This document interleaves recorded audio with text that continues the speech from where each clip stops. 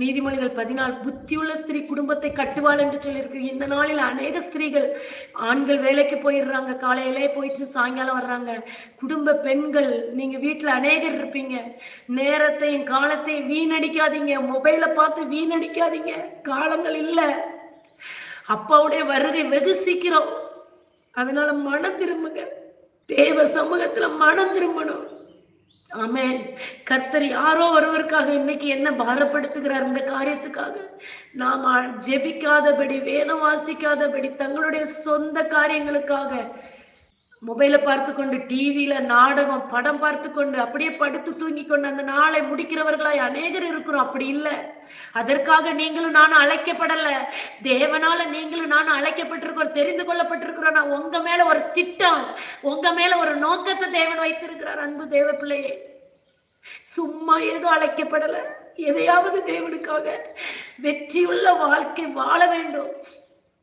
அப்பா வரும்போது ஆயத்தத்தோடு அவரை எதிர்நோக்கி போகணும். எப்படி போவோம்? வெறும் கையா அவர் முன்னாடி நிற்க கூடாது. 4 பேருக்கு ஆண்டவர் ஏசப்பா உங்களை நேசிக்கிறார், நீ விசுவாசத்தோட சொல்லுங்க. நிச்சயமாக கர்த்தர் உங்களை பயன்படுத்துவார். ஆமென். உங்களை தேவன் தெரிந்து கொண்டு ஞானஸ்நானம் எடுத்து தேவனுக்குள்ள நீங்க இருக்கிறீங்கன்னா, நீங்க சும்மா அழைக்கப்படல. நீங்கள் தான் தேவனுடைய ஆலயம். அந்த ஆலயத்தை தீட்டுப்படுத்தாதீங்க. ஒருபோது அந்த ஆலயத்தை தீட்டுப்படுத்தாதீங்க. நினைக்கலாம், கைக்குள்ள ஒரு மொபைல் இருக்கு, எந்த மொபைலை யார் பாக்குறா, நான் ஒரு ரூம்ல இருக்கிறேன், இதுல நான் எதை வேணாலும் பாத்துக்கலாம். இல்ல, யோசேப்பு அப்படி நினைக்கவே இல்லை.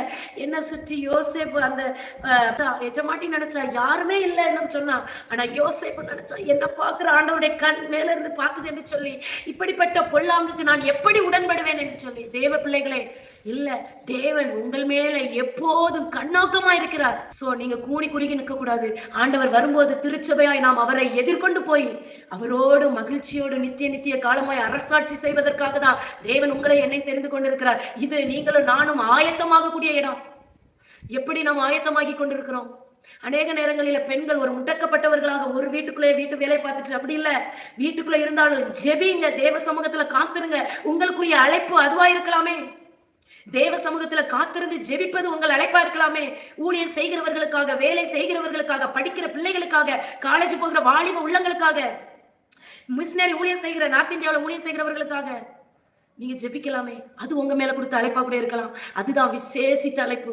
ஜெபத்துல தரித்திருப்பதுதான் விசேஷித்த அழைப்பு.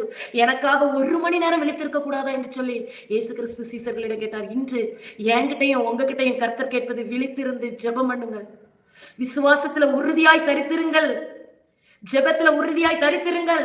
உங்க அழைப்புல உறுதியாய் தரித்திருங்கள்.